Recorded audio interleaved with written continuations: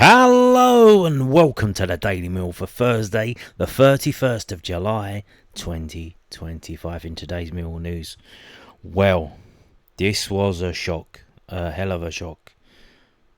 Barry Bannan, Middlesbrough Mill eyeing swoop for Sheffield Wednesday start amid Jeffon Chansiri crisis. Told you about this the other day. I said it might affect us, It's getting worse. Barry Bannan, he is out of contract at Sheffield Wednesday. He's still training with them. I believe he is doing that because he's hoping that the takeover will be coming through, soon. Not immediately, but soon. And he still wants to be part of that, new ownership. But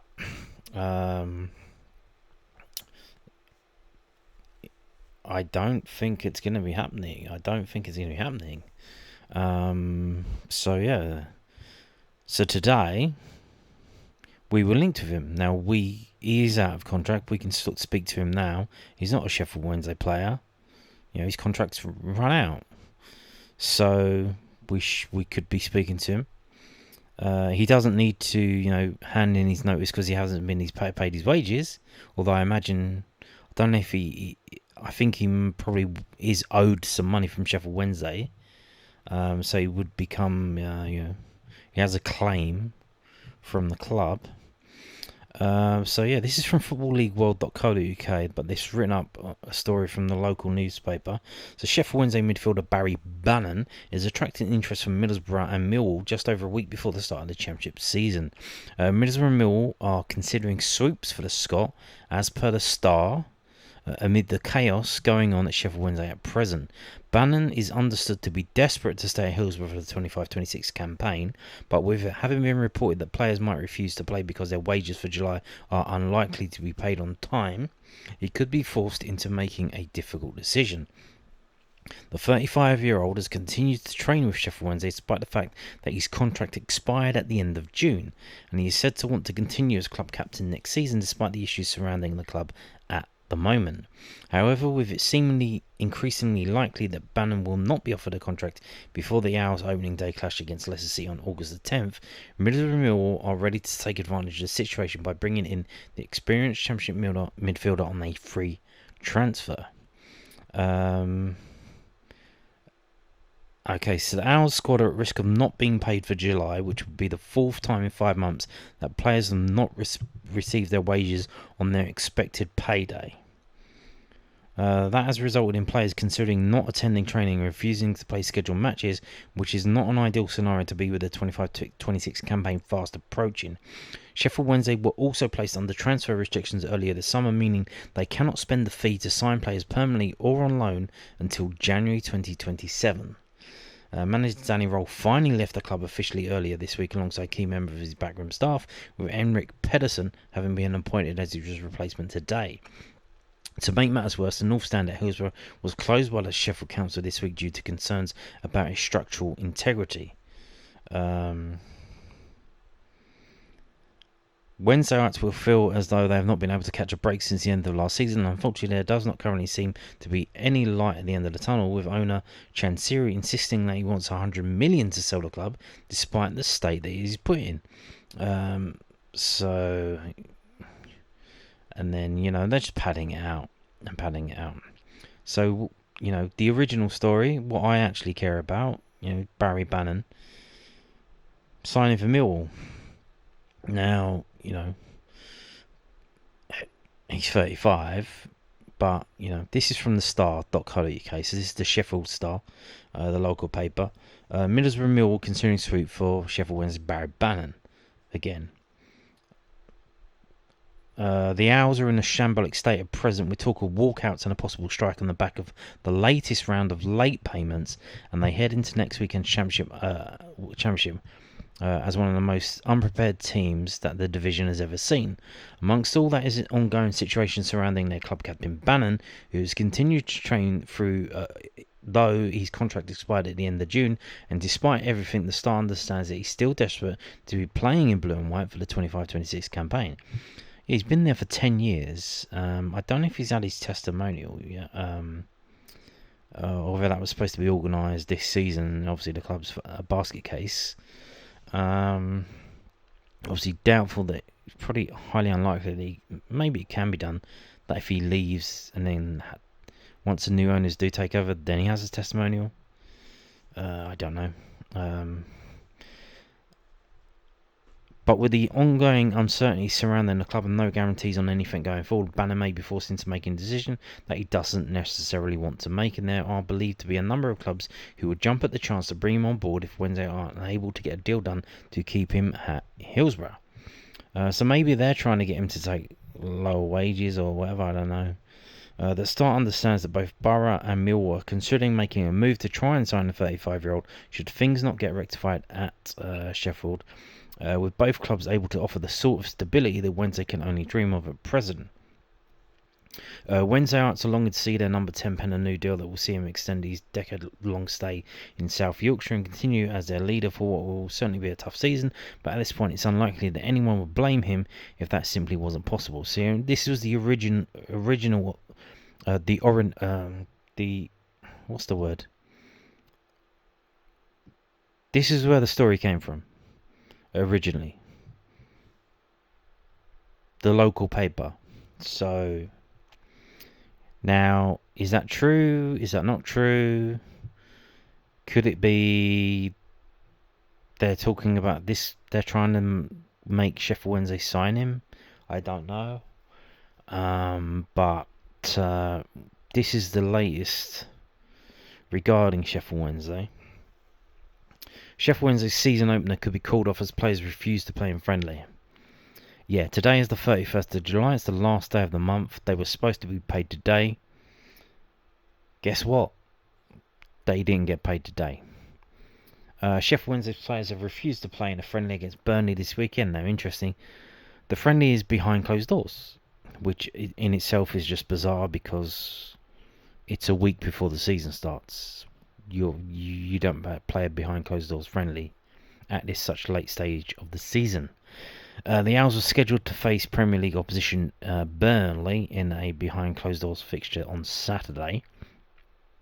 However, the contest has been cancelled after players and coaching staff boycotted the match after not receiving their July wages on time.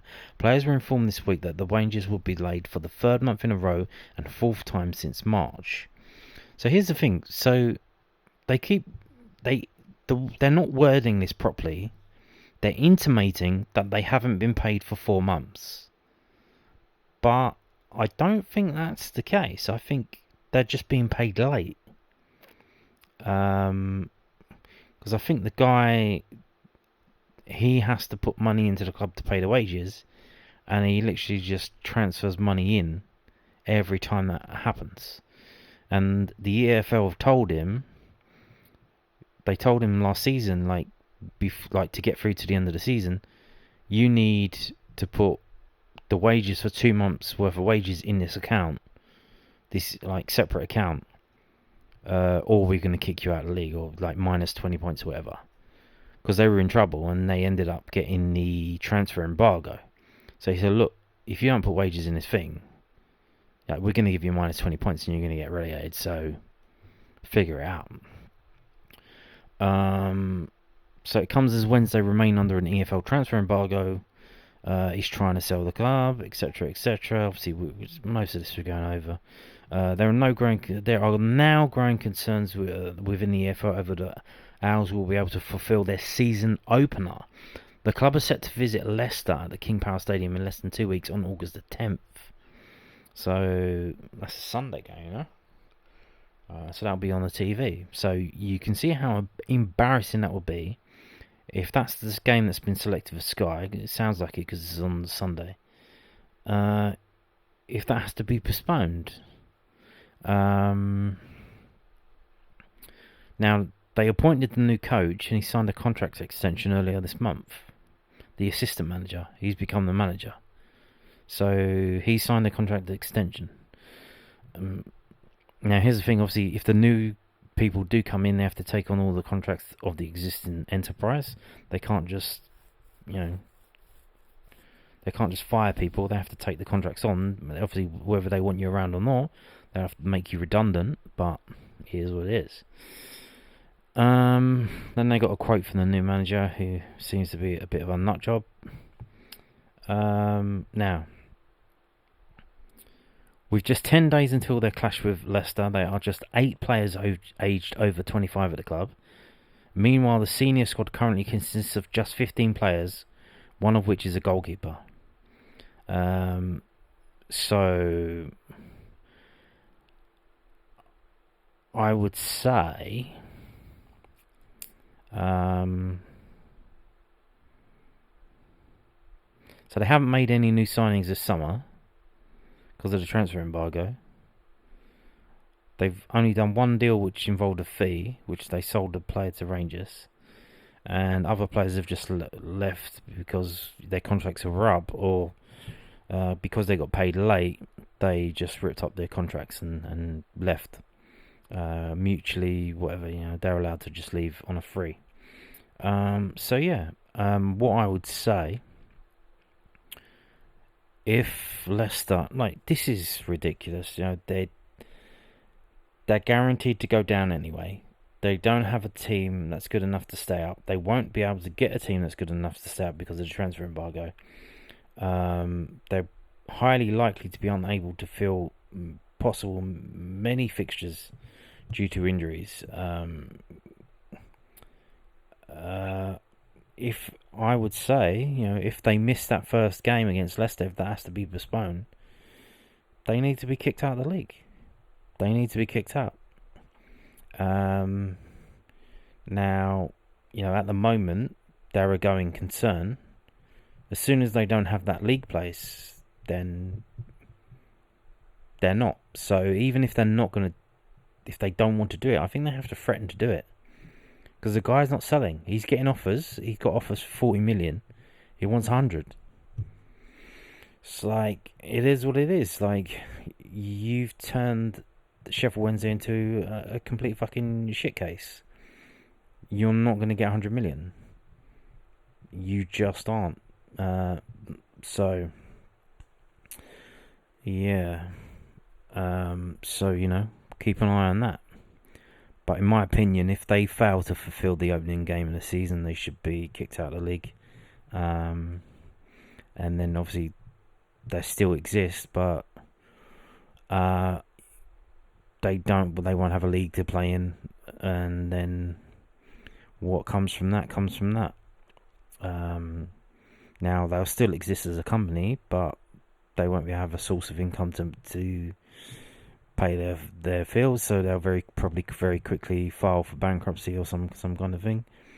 And then it is what it is. That's how you get it moving. So obviously, they'll have to start from the bottom. They'll either reform as a Phoenix club, or someone will come in and buy them from administration, and then they go again from probably the Northern Premier League or somewhere like that, and they'll have to get free promotions to get up back in the league. But it is what it is. This is the chapter of their story at the moment, and I would imagine many of their fans would rather do that than the club just cease to exist. But there you go. Now, actually getting back to the point, Barry Bannan, the player, 35 years old, going to be 36 in December. For me, Beaky, it's a no. It's a no from me, I'm afraid. Of all of the players at Sheffield Wednesday that were going to walk out because their contracts are up and all that kind of thing, probably would have wanted Josh Windass, even though he's a bit... again, he's probably past it as well. In terms of, we did bid 400k for him a few years ago, apparently, when he was in his prime. That was obviously laughed out the room, but to get Josh Windass on a free, that would have been something, even, as he is at the moment. Barry Bannan on a free, I'm not sure. This is from FB Ref. This is his page on that website. Apparently he's still pretty decent. If you see there, where was he born? He was born in Airdrie in Scotland. Do you know who else was born in Airdrie? Alex Neil was born in Airdrie. Now, obviously, being born somewhere and growing up somewhere is totally different. It might just mean that the biggest hospital in the area is in Airdrie and everyone's fucking born in Airdrie. But, do they know each other? I don't think he's played for under Alex Neil as a manager, so yeah. This is his career. A long career.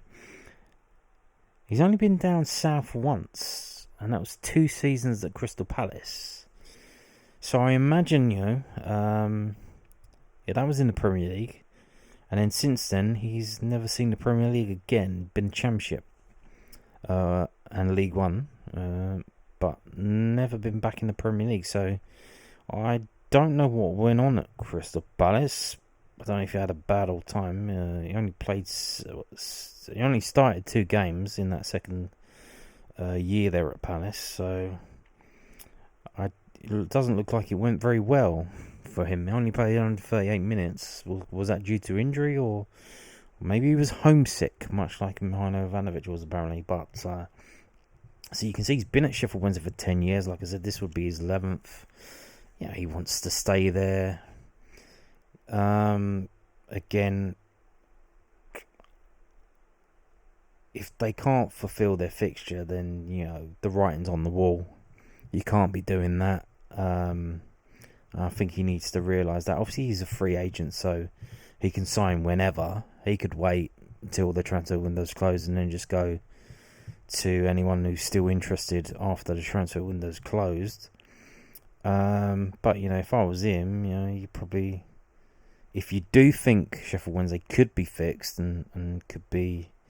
the takeover could go through, if I was him, I would probably sign... as close to Sheffield as possible, and just sign a contract until the January window, and then sign a monthly contract that gets you up to that window, and then after that, see if the takeover's happened. If it has, go back to Sheffield and carry on there.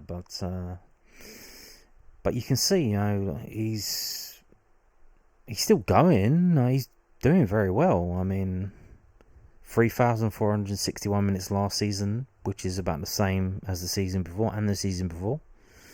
Slightly more when it was in League One. Obviously, probably an easier level, finishing 4th.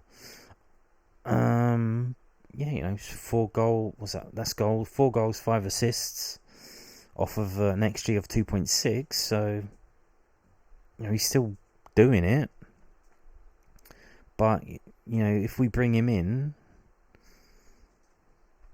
I thought this was why we signed Massimo Luongo. I thought that's why we've got him in. So then, again, now obviously, he's a free agent. He's still a very good Championship player at the moment. So I don't know, but personally for me, I wouldn't really. I mean, you could put the offer in, but if I was him, I wouldn't take it. He's only been down south for 2 seasons, although that was at Crystal Palace. So I mean, that could probably scar anyone, Just make sure he knows that we're not like that. But yeah, it was bizarre seeing this today, that we were linked with him. Very bizarre. He's an attacking player. He can pick out a pass. So you do wonder. You do wonder how he gets in the team. Maybe they don't think Negley's more of a dribbler, isn't he? He's not like get on the ball and move it around, passing it around, is he? He's kind of give and go. 1-2, pass it, get it back, dribble it, and then shoot. He's not really the same type of player. So yeah, there you go. Barry Bannan. 5'6" and a half, by the way. Don't forget the half. Damn. Now, this as well. Talking the old man to a young man. Kamarl Grant signs a long-term contract. So I believe that he's been going on a year-by-year contract, which is the way that they do it. So for him to sign a new long-term contract, long-term in the terms of Millwall just means more than 1 year. Like it could be a 2-year deal. So yeah, obviously set up that goal with that amazing run against Sutton the other day. He's been doing well at Bromley. He's only 20, still only 22. Still only 22, and that's the thing, For the under 21s, you've got to remember a lot of them are like 18, 19. Like they start off at 18. They're not, and then they spend the 3 years there, and they should work their way up after the first season, second season. Then by the third season, they should be ready, to come into the first team or to move on and go and be a starter somewhere else. But Millwall Football Club is delighted to announce that Kamarl Grant has signed a new long-term contract with the club. The deal sees the 22-year-old defender put pen to paper on a deal that will keep him at the Den for the foreseeable future. Kamarl featured in Tuesday night's friendly against Sutton United and chipped in with 2 assists. Because he did get the header from the thing as well, didn't he? One for Macaulay Langstaff and one for Josh Coburn, his side's 2-6 win. Initially joining the club in the summer of 2022, Kamarl had a short loan spell at Dagenham and Redbridge before returning to the club to feature in Kevin Nugent's under-21 side. He also spent the second half of the 23-24 season with Bromley, a campaign which saw the club win promotion to Football League via the playoffs, in which Kamarl played the full 90 minutes at Wembley before the tie was decided via a penalty shootout. Grant spent the 24-25 campaign on loan at neighbours Bromley again, which saw him gain valuable experience with the Ravens, where he made 40 appearances across the season. Millwall's director of football Steve Gallen said, Kamarl deserves this deal. He's had a really good couple of loans over the last few years, and we've been watching his development closely, and I'm really pleased with his progress. He's been involved in the first team in the last few weeks. Alex has said been really good with him. He played on Tuesday night against Sutton United, and I thought he had a very good performance. I'm pleased for Kamarl, and it's further evidence that the system is working well, and we've got a lot of younger players in and around the first team, and Alex has been great at giving them opportunities, and it just goes to show what we're trying to do is working.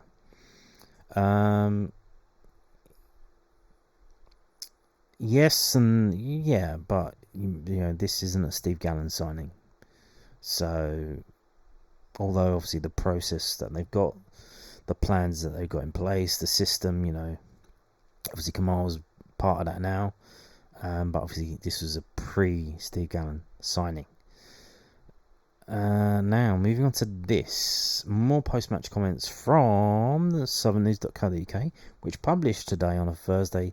If you see it around, pick up a copy. If you can buy copies online as well at issue.com, I think, or it might be .co.uk. So there you go. Just go here where it says more. Go to view digital editions of our products.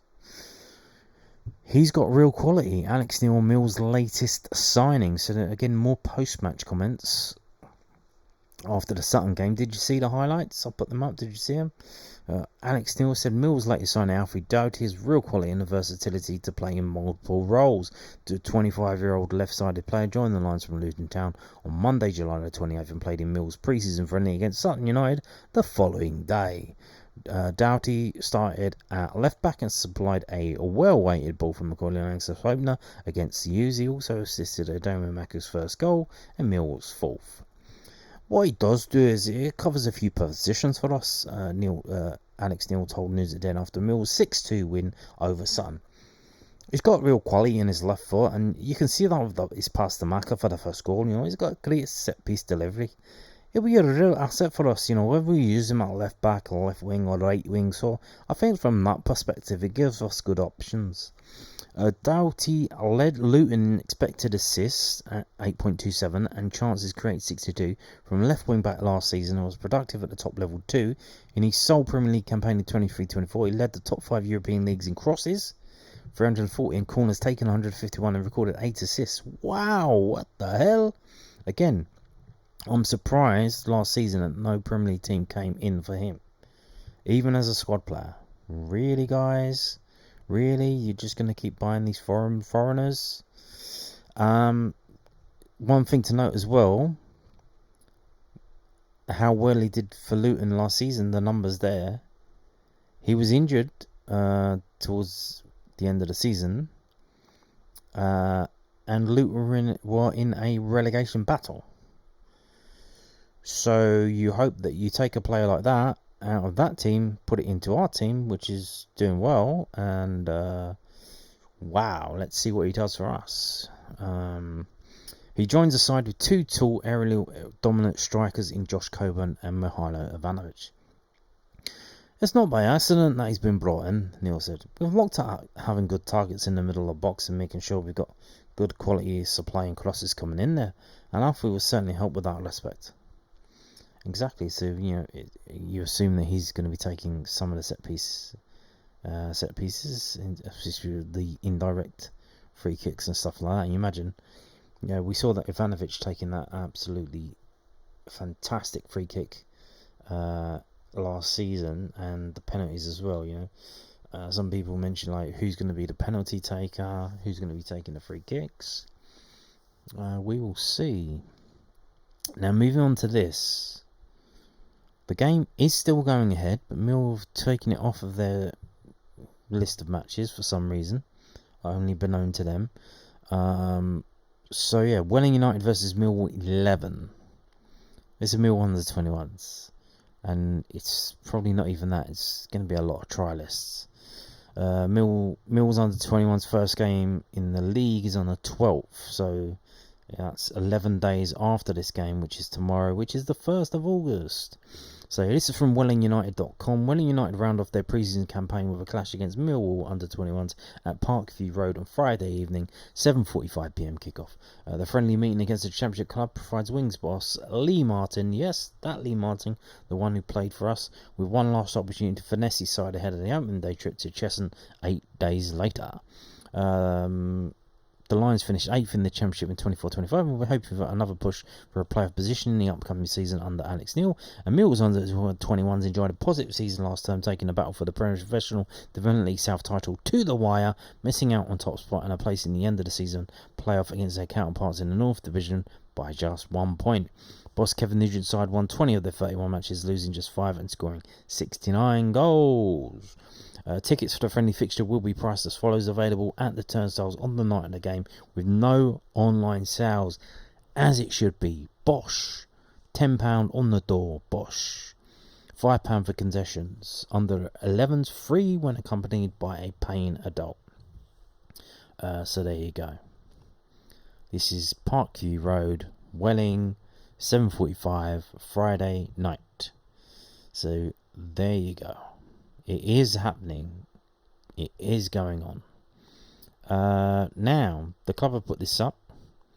I didn't know this because I hadn't even looked at buying my ticket for this game yet. I was probably going to do it tomorrow, to be fair, probably Friday. Now I probably might wait just till the day because I don't know if they're going to upload it to your team card or what. But guess what? Fun and games. You want to sit in your seat? No, you cannot sit in your seat. What do you mean I can't sit in my seat? Why not? Well, I'll tell you. This is from millwallfc.co.uk, the official club website, so you know it's true. They wouldn't lie, would they? General information ahead of Millwall versus Estoril Praia. Millwall take on Estoril Praia on Saturday afternoon, kick-off at 1pm in the final pre-season fixture ahead of the 25-26 Sky Bet Championship season.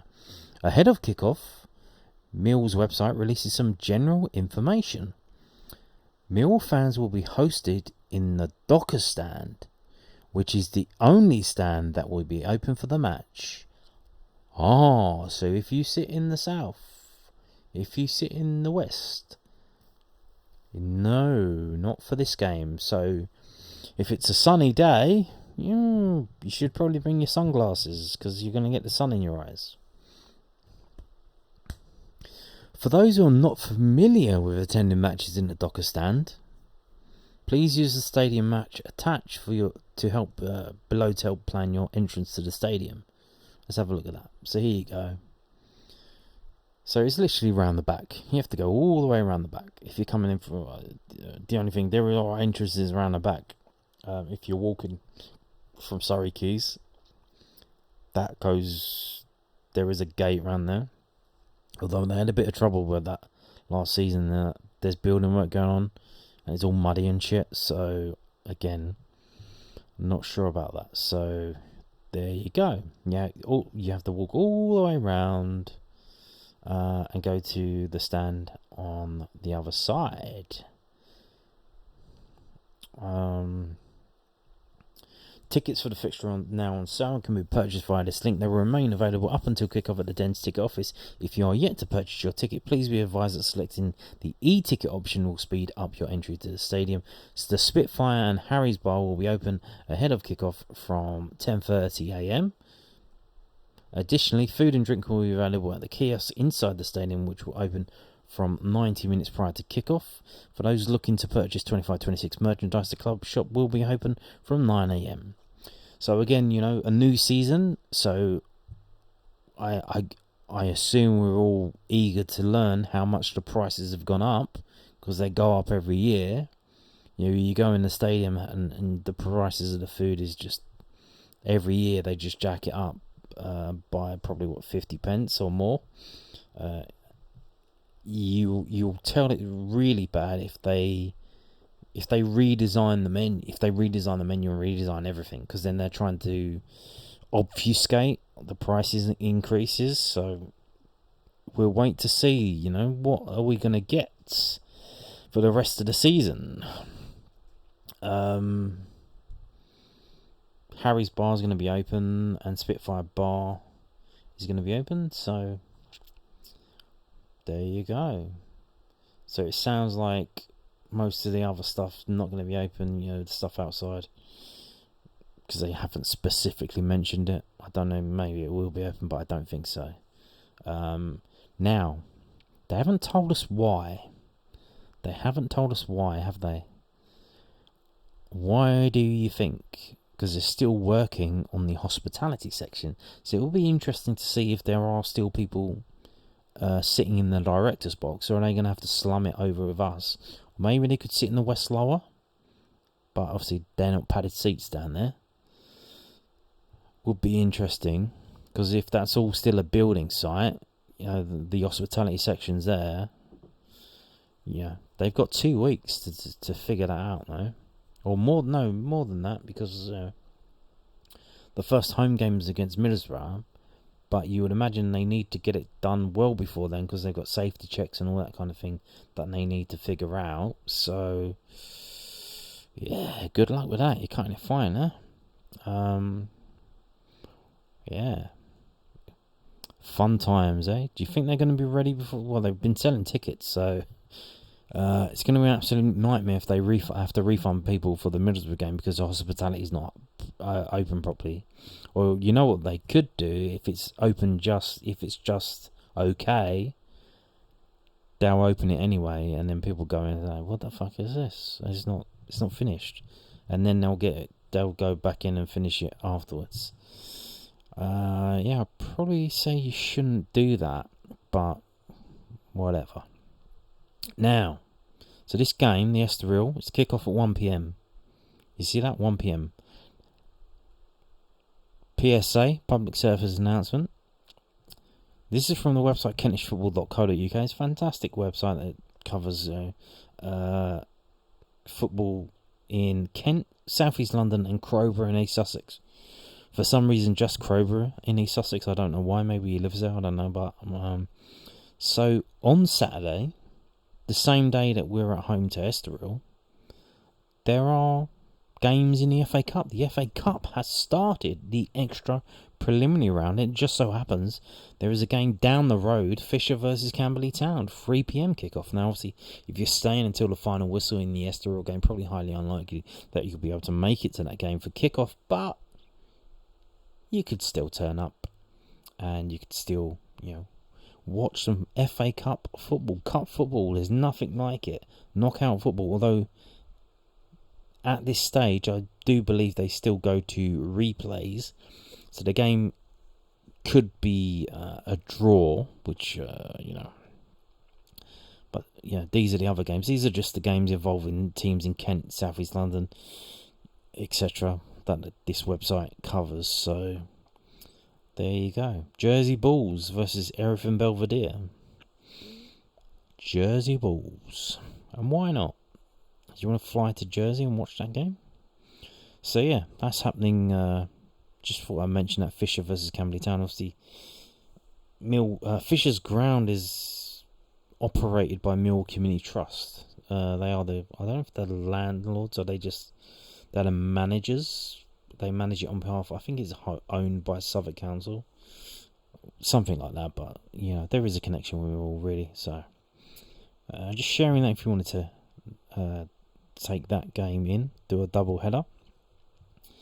Now, moving on to this, more planning news. Sevenoaks District Council have yesterday approved another one of the conditions that Millwall were required to fulfil. They have agreed and granted the plans that Millwall put forward. And this is condition 13, which is the finished site levels, the finished floor and ridge levels of the buildings, and the finished external surface levels. And you can see decision date, Wednesday the 30th of July 2025, granted. So yeah, here we go. Details pursuant to condition 13, approved, hereby approves unconditionally. Here. Well done, everyone. Well done. Another one, another step. Step by step. We're slowly but surely getting there. Any day now we're going to break ground. So this is just details of the condition, the planning application, the condition and the reasoning. Why is this a condition? Well, they'll tell you why. And then we get what they said, the planning guy said. To discharge this condition, the developer has provided a site plan detailing the land level changes across the site as indicated by red lines with above ordnance datum markers, ground levels for or around the four buildings across the site and the finished floor levels and ridge heights, and the ground levels for and around the pitches and other altered ground features across the site.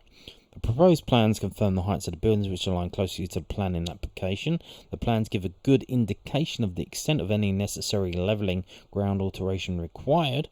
The plans also indicate the drainage ponds and their depths, the level of Falcon Road compared to the site, and the extent rate to which the access road into the site rises up to the proposed car park. Considering the pitches, the plans indicate they are largely level. This has now been explained via email that they are required to have minor level changes from one end to the other to allow the flow runoff of surface water. Given the length and width of the pitches and the level changes are minor over large distances, and thus they would appear flat. Some of the more significant level changes are at the northwestern corner of the site, with the first team side of the wider layout. Here the plans show the ground level changes around the pitches have notable changes, but the pitches themselves are as flat as required. The plans for this corner also denote the larger banks around the pitches compared to the flatter parts of the wider site. So they're kind of like hiding the first team pitch behind banks of grass. Finally, amended plan have provided detail on the heights of the raised mounds and bunds proposed towards the western boundary, as well as those within the blue-green corridors cutting through the centre of the site. At their peak, these are 2.5 metres above ground level, with most between 1 and 2 metres. At this height, the raised ground features are not considered to result in harm to the outlook and amenity of neighbouring residents along Westfield cottages. The mounds will be at a comparable height to the boundary of the site and would also act as a visual buffer barrier to the built development towards the centre and far side of the site. Overall, the information submitted is sufficient to discharge the condition as it adequately details and finished site levels, floor levels, ridge heights, and the external surface levels, i.e. the pitches. So it's been, there you go, granted by A. Salter, whoever that is. So they've had a bit of a thing behind the scenes in the emails.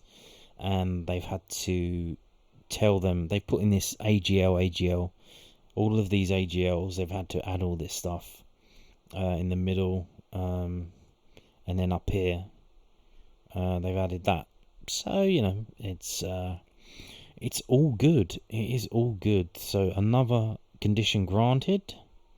I think just 2 more to go. So we are slowly getting there. And on that note, thank you for watching, and goodbye.